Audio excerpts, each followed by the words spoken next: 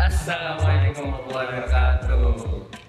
Itu lagi nih yang kita berdua ya. Sebelumnya soalnya udah pernah nih di video sebelumnya di channel yang sama, dan host yang sama juga. Tapi bedanya kemarin tuh ngebahas tentang debat capres pertama. reaction ya, Kita kita reaksi, nonton juga kan. nonton juga kita Kalau reaksi. hari ini kita kayaknya bakal ngobrol Lagi topik baru dengan setup yang baru juga nih. Kemarin kan kayak cuma tembok biasa. sekarang udah ada Iya, estetik lah ya orang-orang gitu. Nah, malam ini kita cuma pengen ngobrol saja kan. Ya ngobrol saja Santai aja. Kita mamingan juga ini karena pengen santai-santai, jadi jangan bahas yang terlalu berat-berat aja kan.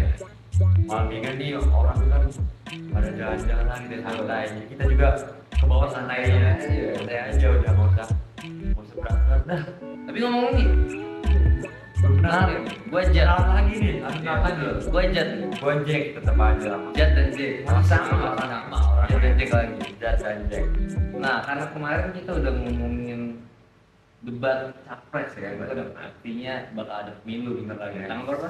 Tanggal 14 Februari. Selalu. Jangan sampai lupa. Ya. Nah, itu kan berarti ada unsur-unsur demokrasi di dalamnya kan. Pasti ada itu. Karena kan ada sistem voting di dalam itu.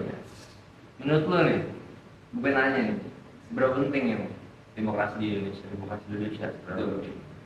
Menurut lo aja, Gue sih ya, ini menurut pendapat gue pribadi Iya, ya, sebagai santai. gue sebagai pelajar, kalau menurut gue demokrasi itu sangat penting. Kenapa? Karena seperti yang kita tahu ya, kayak yang kita tahu dari dulu ya, Indonesia ini terlahir dari sistem voting.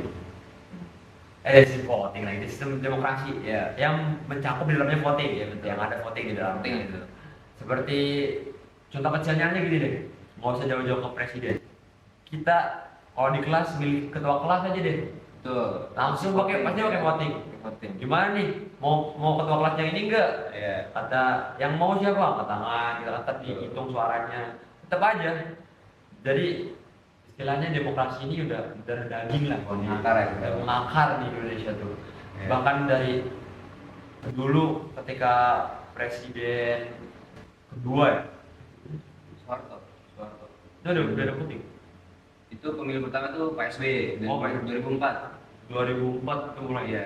Mulai pakai pemilu serentak seluruh Indonesia. Terus sebelumnya enggak?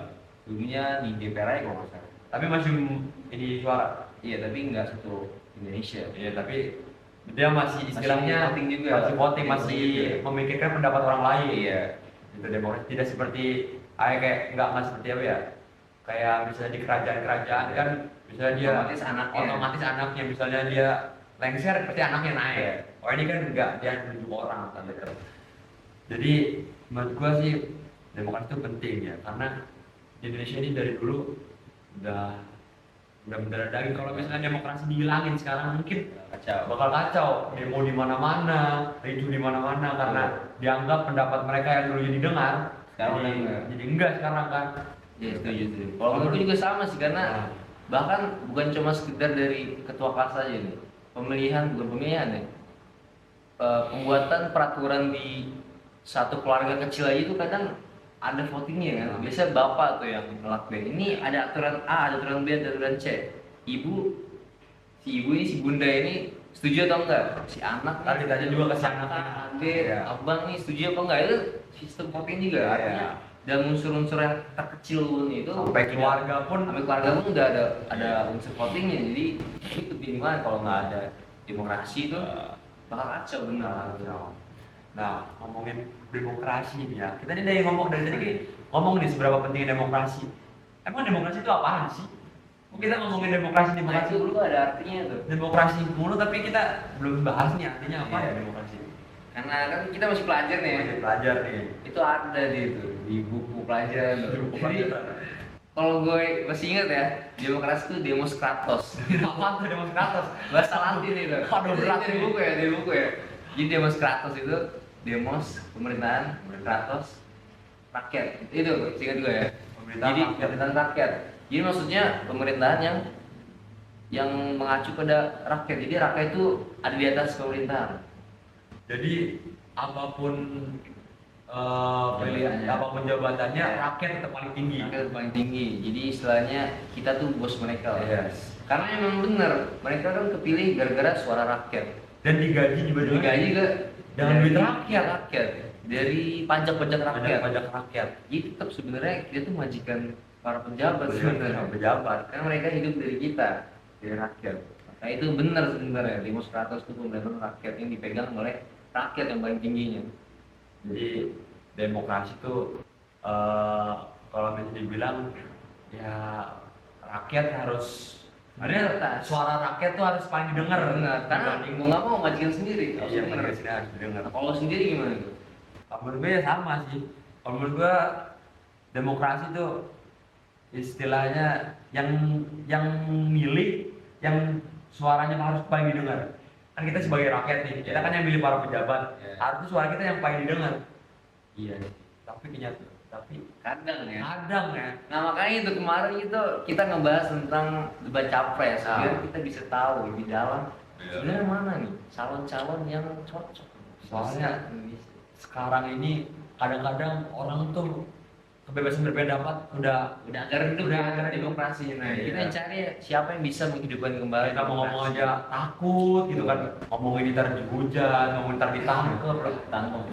aduh gimana mau dapat ngasih masukan gitu kan istilahnya. Ngomongin tentang demokrasi nih, demokrasi ini pasti ada hubungannya sama presiden. Tuh, pilpres. Bentar lagi pilpres ya kan, tadi sebulan lagi kan kita pilpres. Nah, untuk memilih pilpres ini ada 3 paslon. Tentunya tahun ini ada 3. Tentunya tiga-tiganya ini baik. Pasti anak terbaik bangsa. Anak terbaik bangsa, tapi pastinya ada yang terbaik dari yang terbaik. Selalu ada yang terbaik. Selalu ada yang terbaik dari yang terbaik. Iya. Nah, untuk supaya kita nggak salah milih pemimpin tuh gimana sih cara nentuin kualitas mereka tuh? Nentuin kapasitas Kapasitas mereka. Nah, karena kita nih anak muda kan pasti punya lah namanya sosmed kan. Nah, kalau gue nih biasanya yang lihat aja dari komentar-komentar orang gitu. Ada yang pendukung Asia, ada juga yang buzzer. Nah itu kata-katanya tinggal di capture, terus dicari tahu kebenarannya di Google. Misalnya si A ngomong paslon nomor sekian kayak gini. Nah kita tinggal cari tahu tuh di Google. Emang iya. Atau akun-akun sosmed yang bikin statement tentang A, tentang B, tentang C, atau survei A, survei B segala macam. Nah itu bisa cari di Google. Emang bener tuh kata-kata mereka. Tinggal cari juga. Itu internet sekarang. Kalau lu nyari gimana? Kalau gue ya sama sih, kalau menurut gue nggak beda jauh. Kalau gue sih cara nentuin kualitas sama kapasitasnya pertama dari komen itu juga. Dari komen. Soalnya pendapat orang tuh mungkin penting, dan kita juga kan masih remaja ya, istilahnya masih pelajar, jadi mungkin wawasan kita juga masih kurang banyak.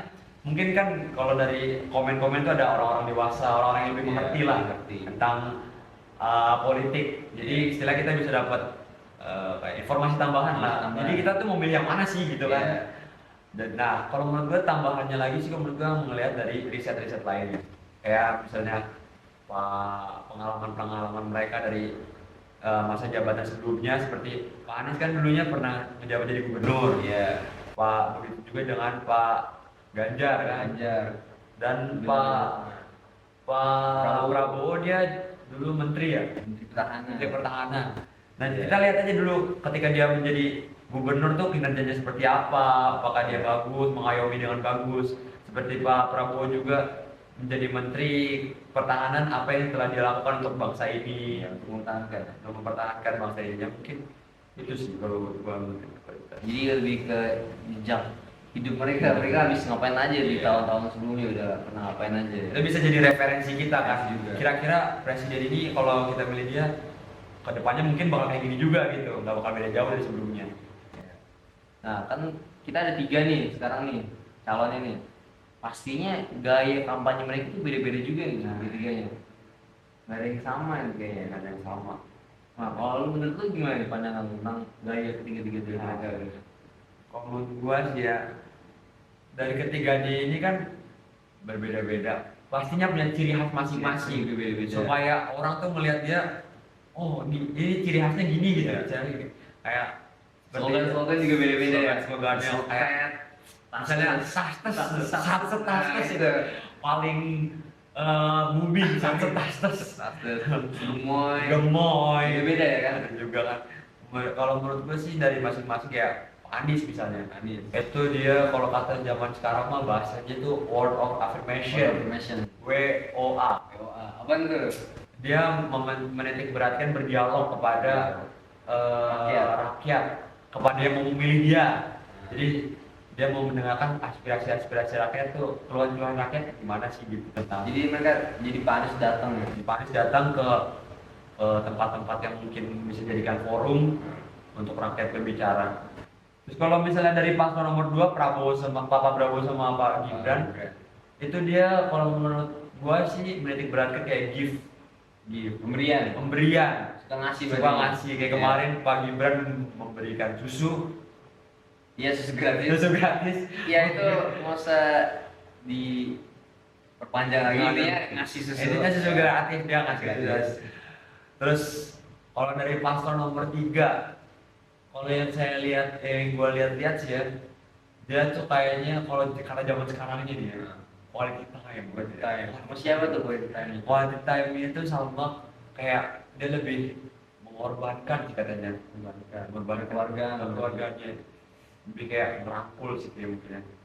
Ya, ya tapi sebenarnya sama aja sih. Baik lagi bahwa mereka tuh tiga-tiga baik gitu. Cara kampanyenya pun kalau secara garis besar ya semua baik, kebaikan.